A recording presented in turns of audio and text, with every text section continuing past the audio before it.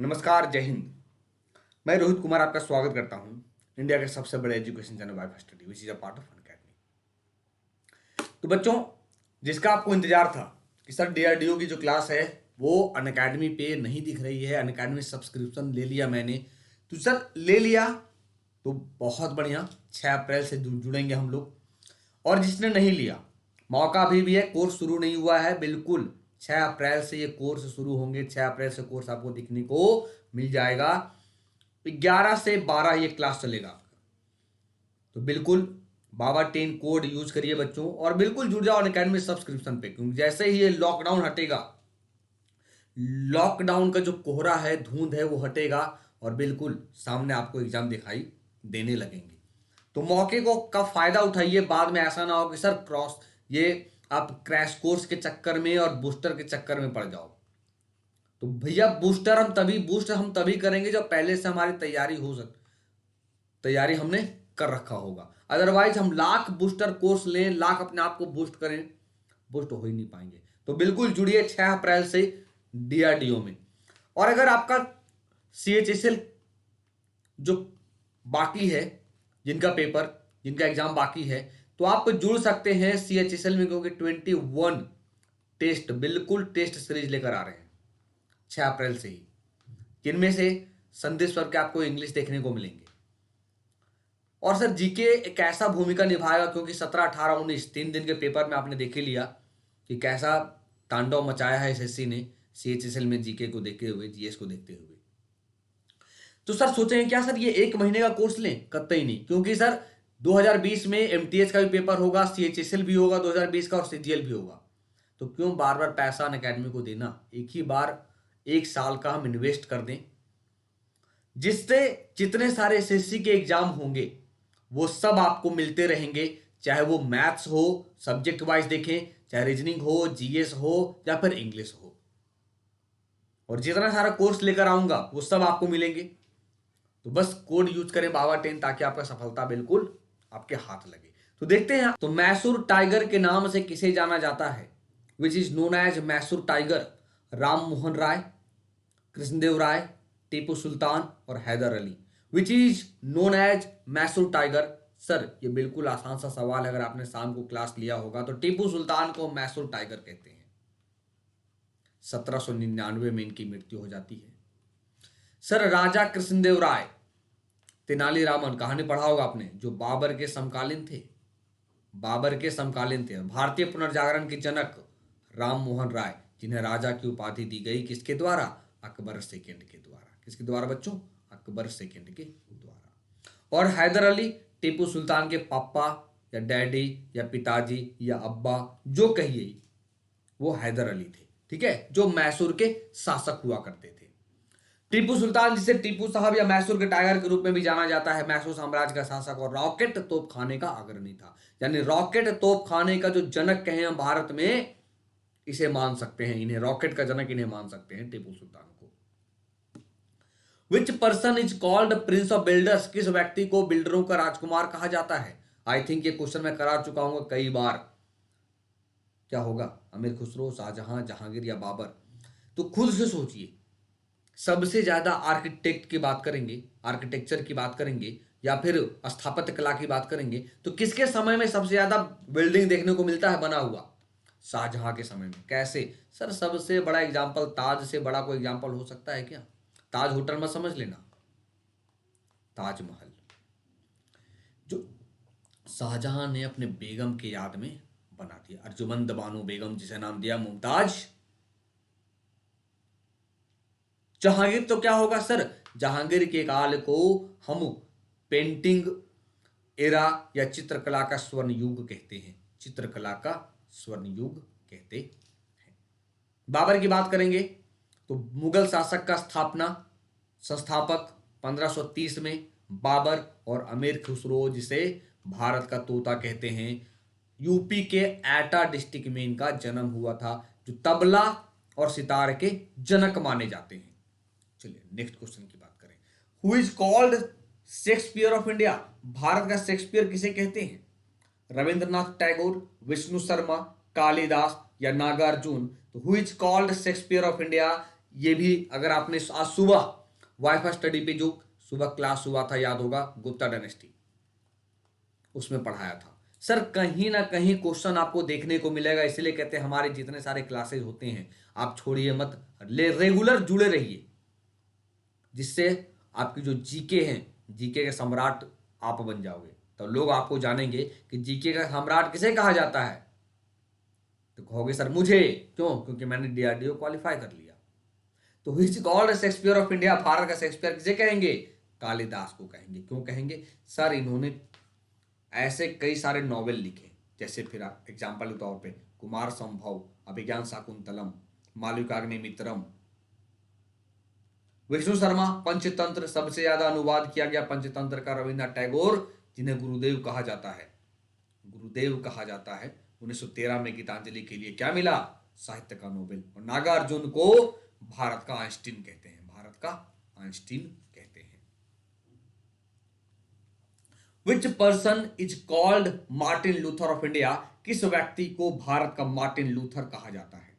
राम मोहन राय, दयानंद सरस्वती, दादा भाई नौरोजी या सरदार पटेल? तो which person is called Martin Luther of India, किस व्यक्ति को भारत का मार्टिन लूथर कहेंगे? किसे कहेंगे? दयानंद सरस्वती को। क्यों कहेंगे? क्योंकि सर इन्होंने आर्य समाज के जनक कौन है? दयानंद सरस्वती हैं। कब जन्म हुआ? तो सर आर्य समाज का जन्म हमें देखने को मिलता है 1875 में। राम मोहन राय ब्रह्म समाज देखने को मिलता है 1828 में। दादा भाई नौरोजी, जिन्हें हम ग्रैंड ओल्ड मैन कहते हैं, जिन्होंने सबसे पहले नेशनल इनकम की कॉन्सेप्ट, और सरदार पटेल की बात करें तो भारत का बिस्मार्क कहते हैं इन्हें, आयरन मैन भी कहते हैं, लौह पुरुष भी कहते हैं, है ना। Question number 5, mount Everest was captured by Edmund Hillary and Tenzing Norgay in the year, वर्ष डैश में एडमंड हिलरी और तेंजिंग नॉर्गे द्वारा माउंट एवरेस्ट पर चढ़ाई किया गया था? कब किया गया था? 1951, 1952, 1953, 1954? तो एडमंड हिलरी और तेंजिंग नॉर्गे माउंट एवरेस्ट पर कब चढ़ाई किए थे? तो ये बिल्कुल आसान सा सवाल, कई बार ये क्वेश्चन पूछा है, और खासकर इस तरह के जो सवाल हैं वो रेलवे का पसंदीदा सवाल है ये, क्योंकि ईयर वाला सवाल रेलवे बहुत पूछता है। तो किस वर्ष में? तो सर यहां पर मैं फील कर दूं, आपको रिवीजन करने में आसानी होगा। 1953 में, यानी 1953 में एडमंड हिलरी और तेंजिंग नॉर्गे ने माउंट एवरेस्ट पर चढ़ाई किया था। तो सर न्यूजीलैंड के थे कौन? एडमंड हिलरी न्यूजीलैंड के, और नेपाल के शेरपा तेंजिंग नॉर्गे माउंट एवरेस्ट के शिखर पर पहुंचने वाले पहले खोजकर्ता बने, जो समुद्र तल से 29,035 फीट की ऊंचाई पर पृथ्वी का सबसे ऊंचा स्थान है, सबसे ऊंचा स्थान है। समझ में आ गया बच्चों? चलिए आगे देखिए। लियोनार्डो द विंसी क्या थे? आपको पता है एक चित्रकार थे, बिल्कुल सर, आप तो लिख रखे हैं ऑप्शन में, एक इतालवी चित्रकार, मूर्तिकार, वास्तुकार। और क्या थे? Got universal fame from his masterpiece Mona Lisa. एक चित्रकार, एक चित्र मोनालिसा जो पूरे विश्व में तहलका मचा देता है, लियोनार्डो दा विंची को फेमस कर देता है। और खासकर इसका जो चित्र है, ये अपने चित्र में क्या दिखाते हैं? हृदय, फेफड़े और गर्भ जैसे अंगों के आकर्षित मॉडल को दिखाते हैं। यानी क्या होगा सर? उपरोक्त सभी होगा। लियोनार्डो दा विंची कहाँ के चित्रकार थे? तो इटली के चित्रकार थे। कहाँ के थे बच्चों? इतालवी चित्रकार थे, इटली के चित्रकार थे, इटली के चित्रकार थे। ठीक है, चलिए। Sir Humphry Davy was a British chemist who. Sir Humphry Davy एक ब्रिटिश रासायनिक थे जिसने क्या किया? Invented the safety lamp for minerals या माइनर्स, जो खोजते हैं ना, खनिकों के लिए सुरक्षा दीपक का आविष्कार। यानी जो खान में जाकर खुदाई करता है, खनिक कहते हैं उन्हें, तो सुरक्षा दीपक, सेफ्टी लैंप का आविष्कार किया। या नाइट्रस ऑक्साइड के संवेदनाहारी गुणों की खोज की। N2O, हंसने हंसाने वाली गैस, क्या होगा? बिल्कुल दोनों होगा बच्चों। नाइट्रस ऑक्साइड के संवेदनाहारी गुणों की खोज की और सेफ्टी लैंप का आविष्कार किया, सेफ्टी लैंप का आविष्कार किया। याद करिएगा, डीआरडीओ ने साफ साफ अपने शब्दों में लिखा है सिलेबस में कि इन्वेंशन एंड डिस्कवरी से क्वेश्चंस आपके रहेंगे ही रहेंगे। इसीलिए कहा कि डीआरडीओ का जो लेक्चर आ रहा है 6 अप्रैल से, सर मैक्सिमम बच्चे जुड़िए, तो बहुत फायदा हो रहा है। बिल्कुल आपके सिलेक्शन की जिम्मेदारी आपके रोहित सर की। बिल्कुल जुड़िए, मजा आएगा पावर 10 के साथ, ठीक है। Yuri Gagarin watch. Yuri Gagarin कौन थे? American cosmonaut and became the first man to travel in space. अमेरिकी अंतरिक्ष यात्री और अंतरिक्ष में यात्रा करने वाले प्रथम व्यक्ति। पृथ्वी से लगभग 3400 किलोमीटर की ऊंचाई पर उड़ने वाला पहला व्यक्ति क्या हो सकता है? अरे सर, बच्चों वाली सवाल दोनों होगा। पहले अमेरिकी अंतरिक्ष यात्री, तो अंतरिक्ष में यात्रा करने वाले पहले व्यक्ति, और पृथ्वी से लगभग 3400 किलोमीटर की ऊंचाई पर उड़ने वाला पहला व्यक्ति था, यानी रूसी अंतरिक्ष यात्री।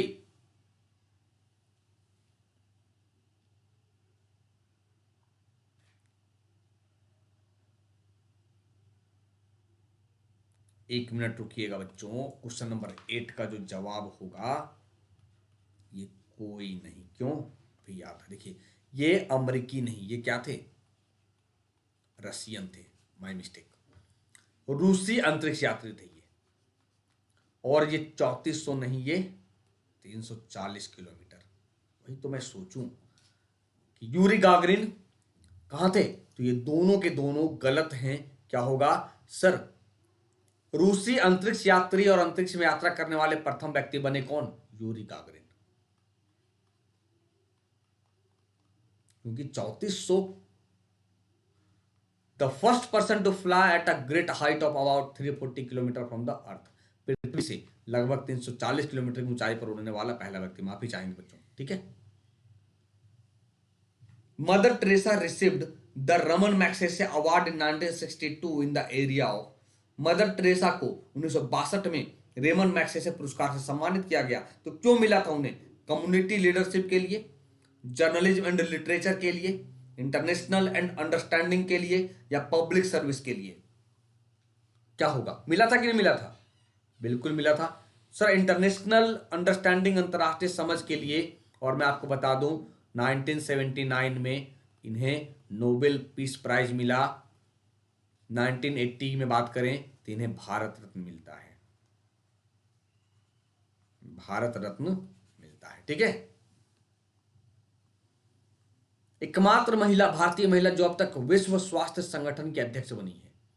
The only Indian women to who becomes president of the world health organisation so far. क्या होगा? राजकुमारी अमृत कौर, एकमात्र महिला जो विश्व स्वास्थ्य संगठन की अध्यक्ष बनी है। सरोजिनी नायडू, भारत की पहली महिला राज्यपाल। भारतीय राष्ट्रीय कांग्रेस की पहली महिला अध्यक्ष।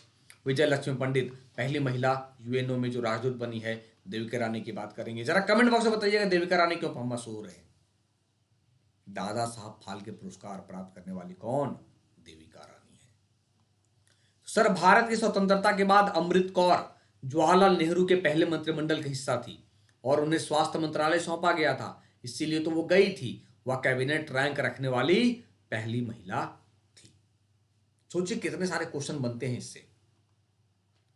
1950 में वह विश्व स्वास्थ्य सभा के अध्यक्ष चुनी गई और वह पद संभालने वाली पहली महिला और पहली एशियाई बनी। देखिए कितने सारे क्वेश्चन बना।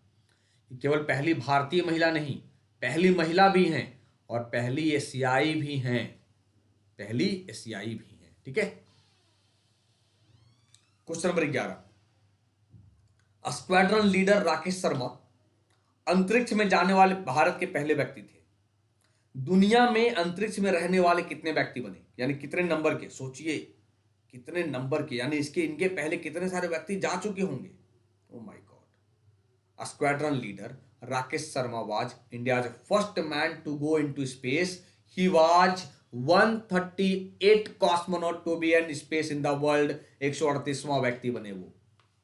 कौन सा बने बच्चों? 138वां व्यक्ति थे वो। राकेश शर्मा भारतीय वायुसेना में एक सेवानिवृत्त स्क्वाड्रन लीडर थे। वह अंतरिक्ष में यात्रा करने वाले पहले भारतीय और 138वें व्यक्ति थे। उन्होंने अप्रैल 1984 में किससे? सॉल्यूट 7 स्पेस स्टेशन में 8 दिन बिताए, 8 दिन बिताए, 8 दिन बिताए। ठीक है। Sheikh Mujibur Rahman was a well known freedom fighter of. Sheikh Mujibur Rahman एक प्रसिद्ध स्वतंत्रता सेनानी थे। किसके? बांग्लादेश के, पाकिस्तान के, अफगानिस्तान के या भारत के? किसके स्वतंत्रता सेनानी हो सकते हैं? सर बांग्लादेश के। क्यों? क्योंकि 1971 में जब बांग्लादेश मुक्ति वाहिनी सेना की स्थापना की गई थी पहले, 1971 में बांग्लादेश आजाद हो जाता है पाकिस्तान से। तो स्वतंत्रता सेनानी किसके थे? इसीलिए बांग्लादेश का जनक कहा जाता है इन्हें। क्या कहा जाता है? बांग्लादेश का जनक कहा जाता है। ठीक है। गैब्रियल डैनियल फारेनहाइट कौन था? एक जर्मन भौतिक वैज्ञानिक। 1714 में पारा थर्मामीटर विकसित किया गया, तापमान का पैमाना तैयार किया गया, या ऑल ऑफ द अबव, उपरोक्त सभी? गैब्रियल डैनियल फारेनहाइट क्या था? तो गैब्रियल डैनियल फारेनहाइट की बात करेंगे सर, एक जर्मन भौतिक वैज्ञानिक था। बिल्कुल सही। 1714 में पारा थर्मामीटर विकसित किया गया। बिल्कुल सही। सर तापमान का पैमाना भी तो तैयार किया। फारेनहाइट के पैमाना मेजरमेंट करते हैं ना, मापते हैं ना, तो क्या होगा? ऑल ऑफ द अबव, उपरोक्त सभी होगा। The first lady prime minister of a country was. किसी देश की पहली महिला प्रधानमंत्री कौन थी? किसी देश की बात कर रहे हैं, पार्टिकुलर नहीं। श्रीमाओ भंडार नायके। क्यों? खालिदा जिया बांग्लादेश की हैं, बेनजीर भुट्टो पाकिस्तान की हैं, इंदिरा गांधी इंडिया की हैं। अगर क्वेश्चन कहते हैं सर किसी मुस्लिम कंट्री की पहली महिला, तब हम बेनजीर भुट्टो के साथ चले जाएंगे। बेनजीर भुट्टो एक पाकिस्तानी राजनेता थी जिन्होंने 1988 से 1990 तक और फिर 1993 से 96 तक पाकिस्तान के प्रधानमंत्री के रूप में कार्य किया। अगर समझ में आ गया होगा तो लिखना बाबा 10। बिल्कुल मजा आ गया? समझ में आ गया? कोई परेशानी नहीं ना? चलिए, वह मुस्लिम बहुसंख्यक राष्ट्र में लोकतांत्रिक सरकार का नेतृत्व करने वाली पहली महिला थी। लेकिन मुस्लिम बहुसंख्यक राष्ट्र की बात करेंगे तो सबसे ज्यादा मुस्लिम जनसंख्या कहां? इंडोनेशिया। इंडोनेशिया। चलिए, तो कैसा लगा आज का सेशन? आप हमें कमेंट करके जरूर बताइएगा। और अगर आप इच्छुक हैं, चाहे मैं डीआरडीओ की बात कर लूं बच्चों, चाहे एसएससी सीएचएसएल को टारगेट करते हुए एसएससी सीजीएल हम आगे देखें, या रेलवे सोच लें। और अच्छा कमेंट बॉक्स में जरा बताइएगा किनका बिहार एसआई मेंस है। बिहार एसआई मेंस है किनका है, जरा कमेंट बॉक्स में बताइएगा अगर आप लोग में से किसी का होगा तो बिल्कुल जुड़िए। अनअकैडमी लर्निंग ऐप को डाउनलोड करिए। इंस्टॉल करने के बाद उसे ओपन करेंगे। ओपन करने के बाद मोबाइल नंबर डालेंगे, गेट ओटीपी क्लिक करेंगे, करने के बाद मैनेज गोल। तो सर कई सारे बच्चे परेशान होते हैं, सर डीआरडीओ के लिए हम कहां जाना होगा? तो डीआरडीओ के लिए ये सीडीएस एफकैट सीएपीएफ, ये वाला बिल्कुल आपको डीआरडीओ सिलेबस की तरह तैयारी करवाएंगे जैसे मैंने यहां आपको प्रैक्टिस करवाया है। और देख रहे हो कितने सारे एसएससी के एग्जाम आएंगे, CGL, CHSL, CPO, steno, GD, MTS, JE. इसीलिए एसएससी को जरूर टारगेट करिए यार, बहुत मेजर एग्जाम है। तो जैसे गोल सिलेक्ट किए, CDS AFCAT CAPF, get subscription पे क्लिक करेंगे। सब्सक्रिप्शन पे क्लिक करने के बाद कितने मंथ का ये बच्चा फंसता है? सर 1200 रुपये क्यों बर्बाद करोगे एक महीने के लिए बच्चों? इसीलिए कहते हैं कम से कम सर 12 महीने का, एक महीने का कभी भी मत लीजिए क्योंकि पैसा बर्बाद होगा। एक महीने में क्या होगा? इसीलिए कम से कम कोशिश करिए 12 महीने, ना तो फिर 6 महीने जरूर डीआरडीओ के लिए कंटिन्यू करेंगे। कंटिन्यू करने के बाद कहेगा इंटर रेफरल कोड, जहां अपने बाबा को याद करना, यानी क्या? बाबा 10। जैसे बाबा 10 डालेंगे, अप्लाई करने मत भूलना। अप्लाई करेंगे तो जो एसएससी के लिए कहा मैंने 6000 रुपया है, वो घटकर हो जाएगा 5400। प्रोसीड टू पेमेंट करेंगे, जिस मोड से आप पेमेंट करना चाहते हो, क्योंकि अभी तो बाहर जा नहीं सकते हैं। तो गूगल पे, पेटीएम, फ्रीचार्ज, ओला मनी, जैसे करेंगे पे करेंगे, ओपन हो जाएगा आपका अनअकैडमी। और 6 अप्रैल से क्लास है। तो बस मैं चाहता हूं जितने सारे बच्चे हैं बिल्कुल जुड़िए 6 अप्रैल से ही। तो आज का सेशन कैसा लगा आप हमें कमेंट करके जरूर बताइएगा। और कितने बिहार एसआई मेंस वाले हैं जरा बताइएगा जरूर। तो मिलते हैं नए लेक्चर में, तब तक के लिए अपना ख्याल रखिए। और ये आप हमारे टेलीग्राम चैनल में जरूर जुड़िएगा ताकि पीडीएफ आपको मिलता रहे। तब तक के लिए शुक्रिया।